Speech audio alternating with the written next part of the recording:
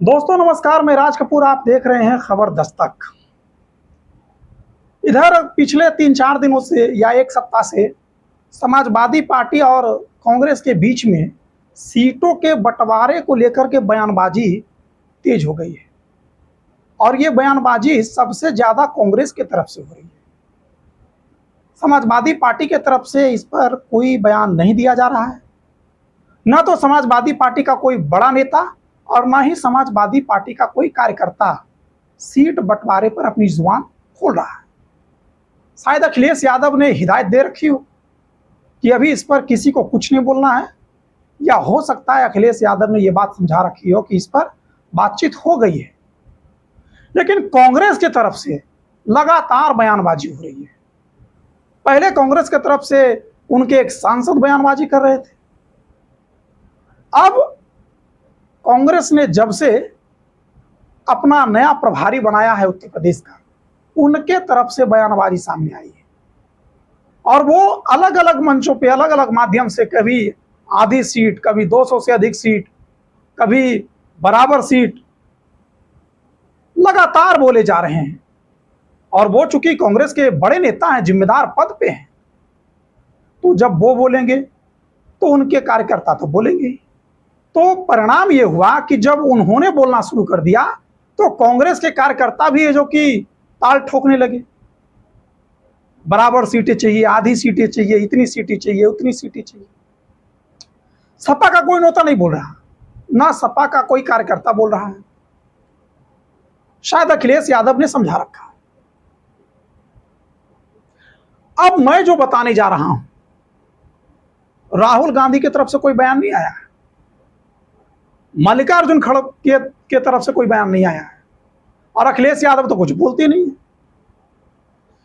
हाँ, अखिलेश यादव ये जरूर बोलते हैं जब उनसे मीडिया कर्मी पूछते हैं प्रेस कॉन्फ्रेंस में कि कांग्रेस पार्टी कहती है कि वो 403 सीटों पर तैयारी कर रही है, तो अखिलेश यादव का जो जवाब आता है, क्या नपा-तुला जवाब, क्या हाजिर जवाबी है उनकी।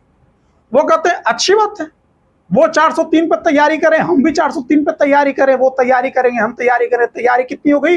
दुगनी दुगनी तैयारी कर रही है इंडिया अलायंस। अखिलेश यादव से जब इस बारे में कोई पूछ देता है तो उनका यह जवाब होता है। क्या जवाब, क्या जवाब। भारतीय जनता पार्टी के लोग परेशान हो जाते हैं।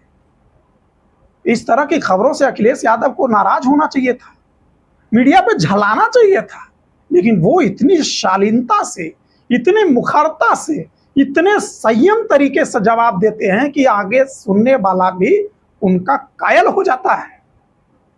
इसलिए भारतीय जनता पार्टी समाजवादी पार्टी और कांग्रेस के बीच सीटों को लेकर हो रहे बयानबाजी में नहीं बोल पा रही। अखिलेश यादव का यह बड़प्पन है, यह अखिलेश यादव की हाजिर जवाबी है।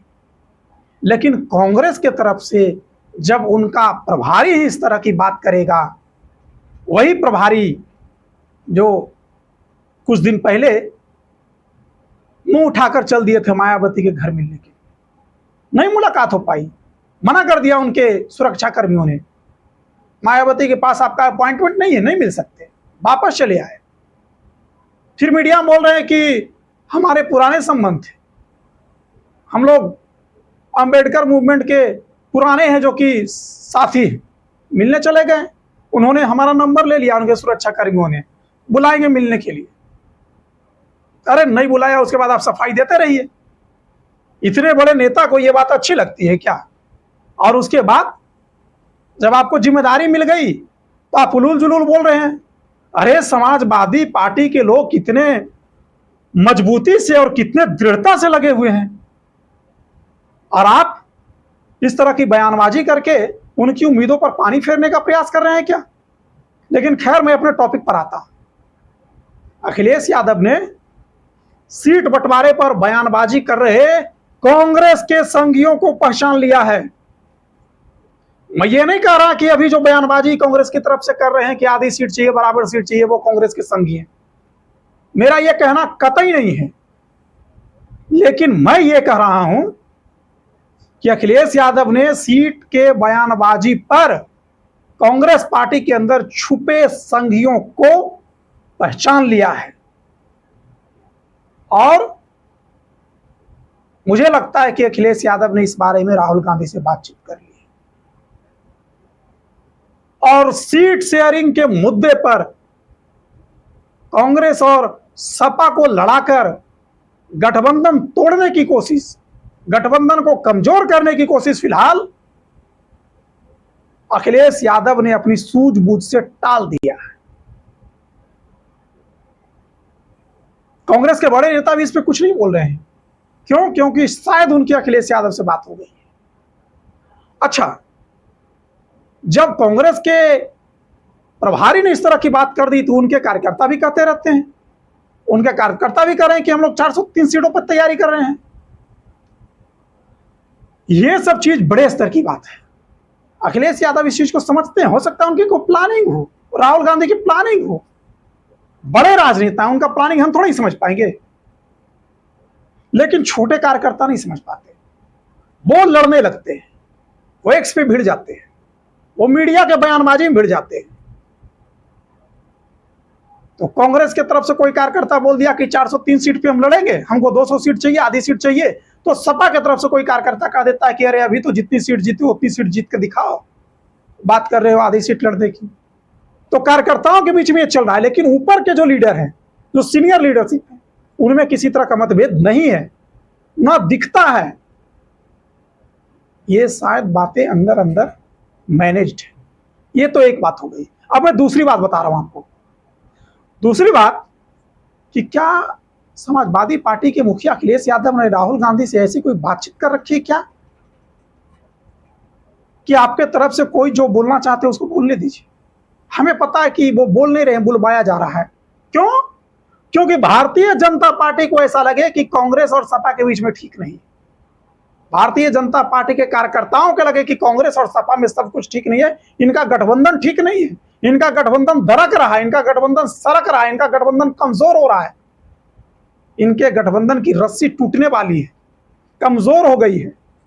शायद हो सकता है कि सपा और कांग्रेस मिलकर के बीजेपी को धोखे में रखने के लिए, नीचे कार्यकर्ताओं को बात हो सकता नहीं पता हो, लेकिन कार्यकर्ताओं को भी नहीं समझाया जा रहा, नहीं बोला जा रहा, क्योंकि कार्यकर्ता अगर ऐसा करेंगे तो शायद जो भारतीय जनता पार्टी के कार्यकर्ता है वो थोड़े शिथिल हो जाए, वो थोड़े ढीले पड़ जाएं कि अरे ये लोग तो आपस में ही लड़ रहे हैं, तो हमने तो आधी लड़ाई जीत ली। लेकिन ये हो सकता है कि अखिलेश यादव और राहुल गांधी की प्लानिंग हो, क्योंकि जब कांग्रेस का प्रदेश अध्यक्ष, कांग्रेस का प्रभारी, कांग्रेस के सांसद, कांग्रेस के विधायक और बड़े बड़े नेता भी इस पर खामोश हैं, और सपा पार्टी तो पूरी की पूरी खामोश है, लेकिन कार्यकर्ता एक दूसरे से भिड़ रहे हैं और कोई अनुशासनात्मक कार्रवाई नहीं हो रही है, कोई पार्टी स्तर पर बयान जारी नहीं हो रहा, और ना ही इस बारे में मीडिया में कोई चर्चा हो रही है। इसका मतलब है कि कहीं ना कहीं ये एक ट्रिक हो सकता है। राजनीति संभावनाओं का खेल है, और राजनीति में अवसर जो पकड़ लेता है, जो समझ लेता है, जो पहचान लेता है, वो चुनाव जीत जाता है।